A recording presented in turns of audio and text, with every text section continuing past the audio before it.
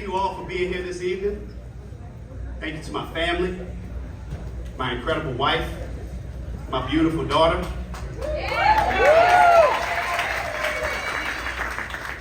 My wonderful parents.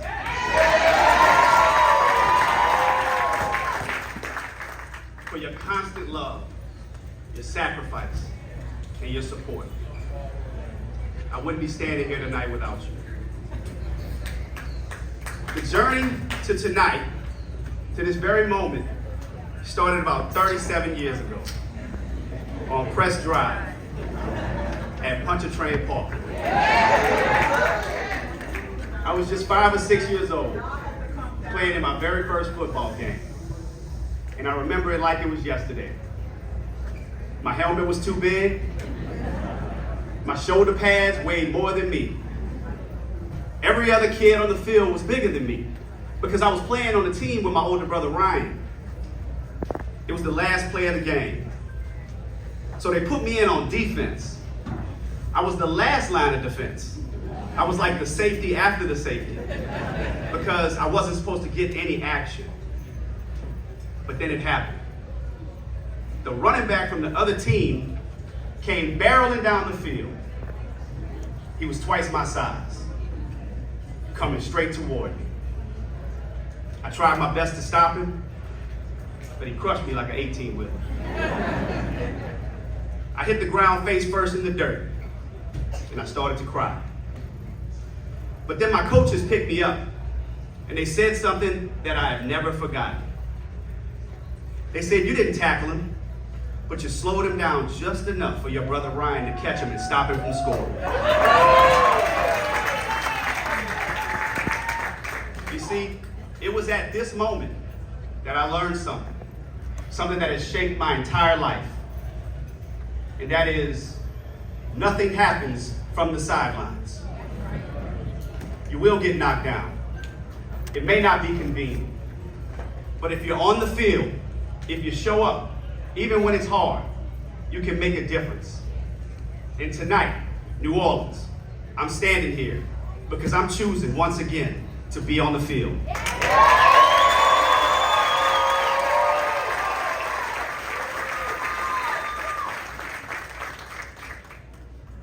Six months ago, I made the very difficult decision not to run for mayor.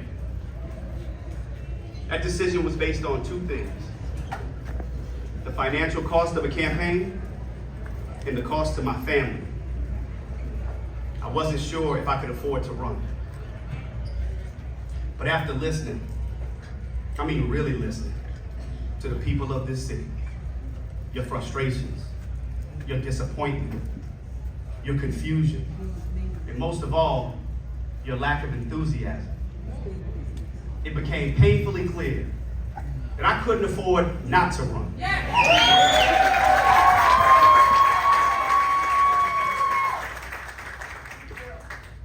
Because what I see, and what so many of you feel, is that this city is being asked to settle.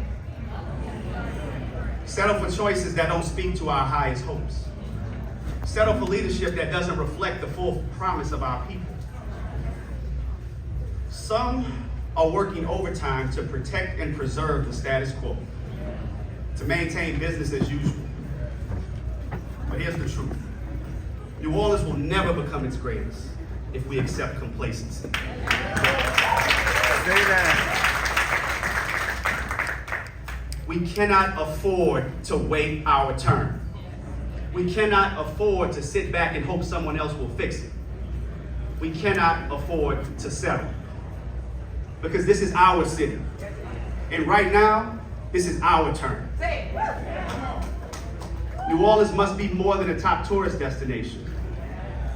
It must be a place where we, the people who already live here, are proud to raise our children. Right. A place where families can thrive, where you can work a job and actually afford to live here. Right. Where the city works, and works for you. The next man in New Orleans can't just be someone who knows the system. They have to be someone who is ready to change the system.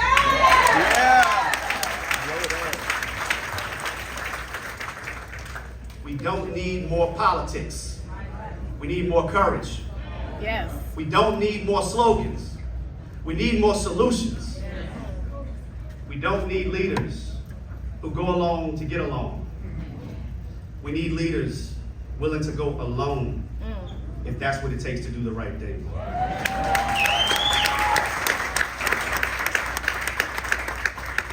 Now, I didn't bring y'all here not to be honest. So let's be honest. Some of the people who are saying that they're best prepared to lead this city have been part of the problem for a long time.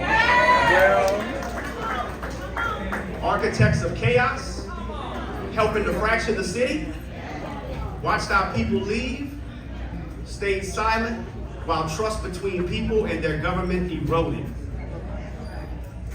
Right now, we're facing an inconvenient truth about leadership. There's been a gross lack of respect, a lack of unity, a failure of tone and of temperament. No one stepped up to cool the temperature, to stop the division, the attacks, the finger pointing. Instead of leadership, we got loud voices, reporting problems, and small thinking. But that's not who we are. We're a city that's always known struggle, but also known how to come together. We are people that face down hurricanes, levee failures, pandemics, and political storms, and we are still standing. It's not because of who sits in City Hall. It's because of the spirit of the people of New Orleans. But now it's time for leadership that brings people together, not tears them apart. Now, we can't control everything that happens tomorrow, but we can control how we treat one another. We can control how we lead. Leadership isn't just about making the fastest decision. It's about making the right one. And sometimes, leadership means reconsidering. Circumstances change, the needs of people shift, and leaders must be willing to respond. When I made my original decision not to run, it was the right decision at that time. But times have changed. And tonight, I'm answering a new call.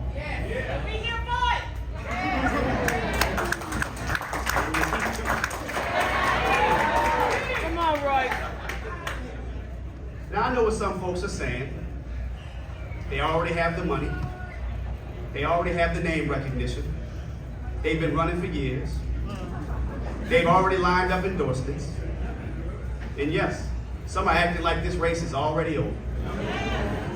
Like it's already been decided by political elites with their own agenda. Like there's supposed to be a coronation and not a campaign.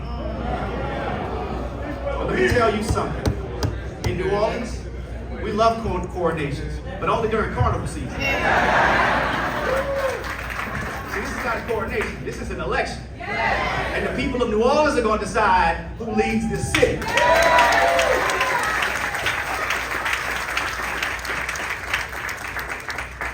They're going to say I'm getting in late. Well, here's what I say to that, Carl. If your street floods every time there's a heavy rain, then we right on time. If you've been watching your taxes go up while your service is having, then we're right on time. If you've ever questioned whether you remain in this city long term, then we're right on time. If you've been wondering why the choices in this race don't feel like real choices, then baby, we're right on time.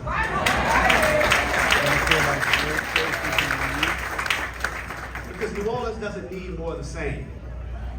We don't need more political musical chairs. We don't need people running because they think it's their turn.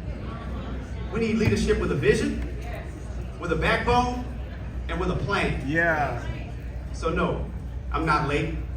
I'm right where I need to be, with you, people.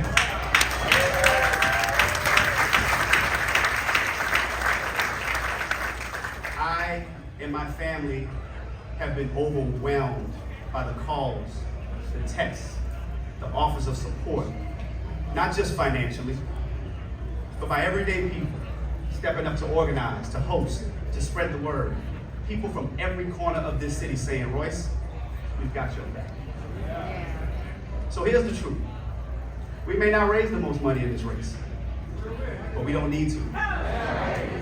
We just need to raise enough, and we will. Because what we lack in dollars, we make up for in people power. And now, to what we know is coming. There are those who will attack me.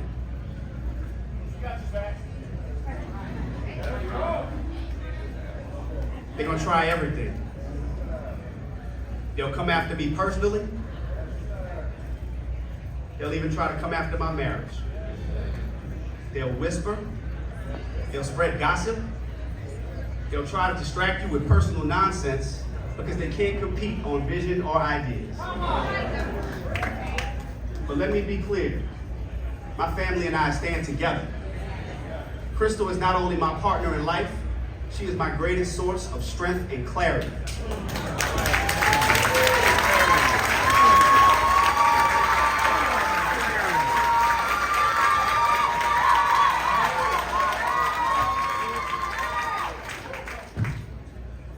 She knows who I am. And we are not intimidated by desperate political tactics. So if that's all they've got, then come on with it. Because we're not running from anything. We're running towards something. We're running toward a city with purpose, with dignity, with a future we can all be proud of. Let me be clear about what's at stake right now. Well over 20,000 people left the city of New Orleans in the past few years. Many by choice, many because they had no other choice.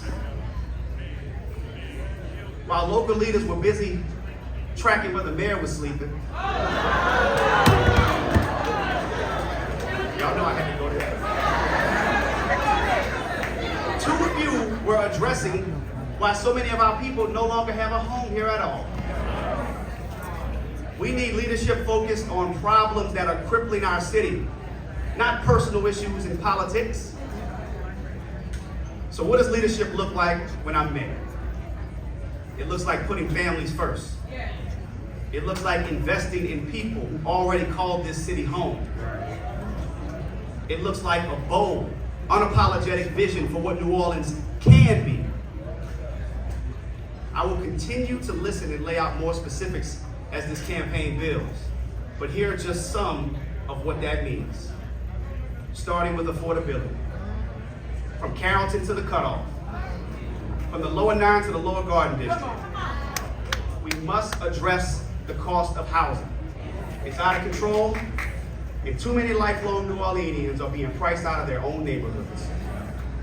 We need stronger protections for renters, investments in affordable housing, and wages that actually keep up with the high cost of living. There's been no stronger fighter in Baton Rouge to reduce homeowners insurance and costs.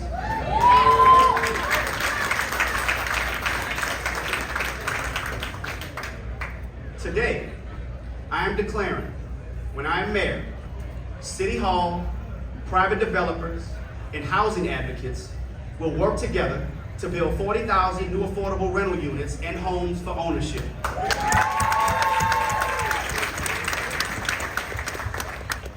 We will establish funding to help the 30,000 New Orleanians who are currently at this moment struggling to stay in their homes. Yes. Now there will be some who immediately say, you can't do it. Well, that's because they're used to doing small things. But we've done this before. After Hurricane Katrina, we built over 80,000 homes, and we can do it again.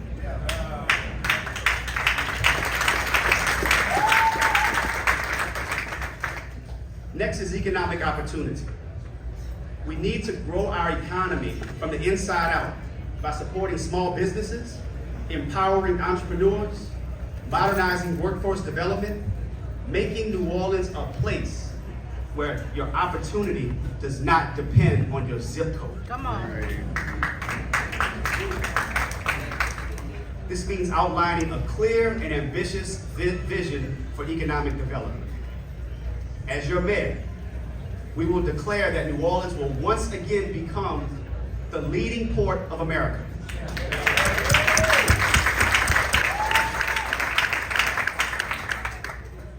Expansion of our port provides one of the greatest opportunities to create and sustain good-paying jobs, grow existing small businesses, and attract new industries.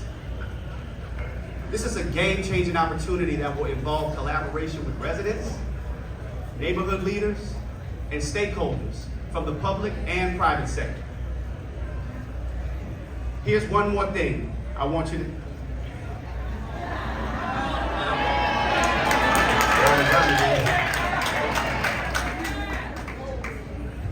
Thank you, love. There you go. All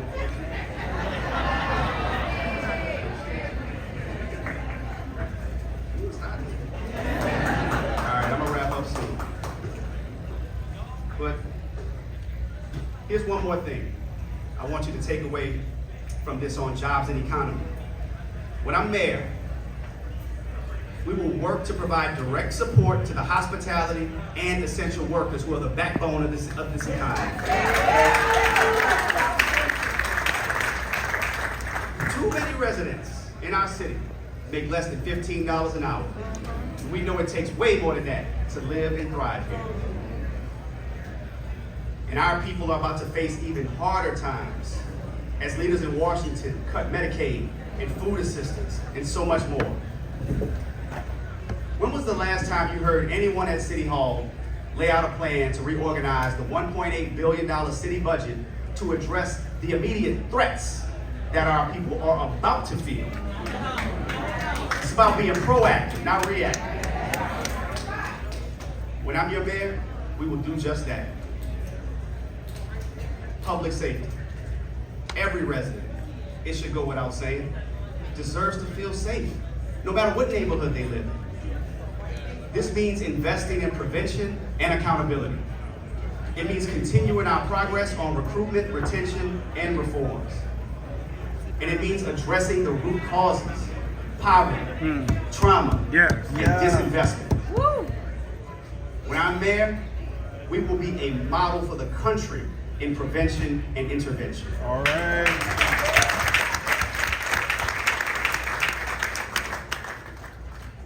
This builds on the decades of great examples from current and past leaders. We have to renew our commitment to it, especially now while crime is down.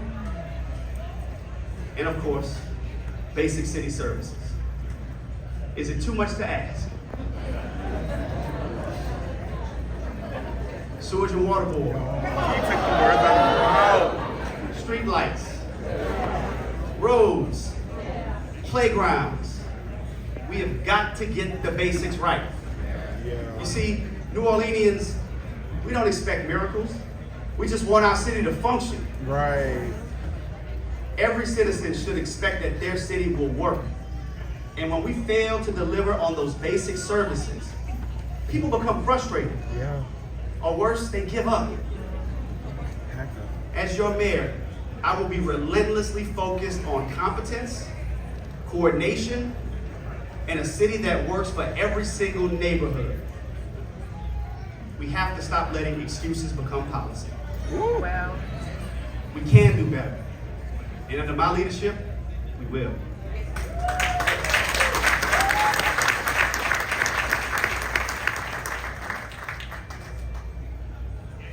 Now I know that none of these ideas are brand new. We've had smart people. We've had strong plans. But in New Orleans, it's usually not the lack of ideas that holds us back. It's politics. The politics of ego, the politics of self-preservation, the politics of fear. Too often, good policy is poisoned by bad politics.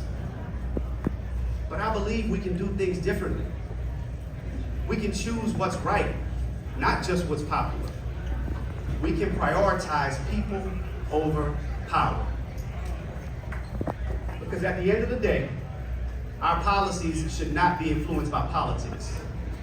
Our politics should be guided by principle. And that's the standard I'll bring to City Hall.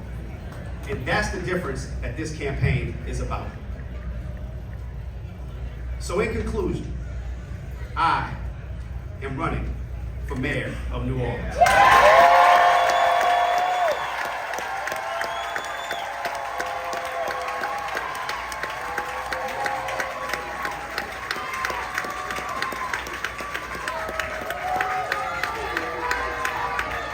I'm running because I believe in this city.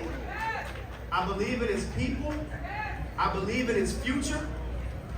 This campaign is about a city that refuses to settle. We are building a movement fueled by everyday New Orleanians, and you are part of that movement. To get involved, please visit RoyceDuplessis.com. We need your time, we need your donations, we need your energy, and most importantly, we need your prayers.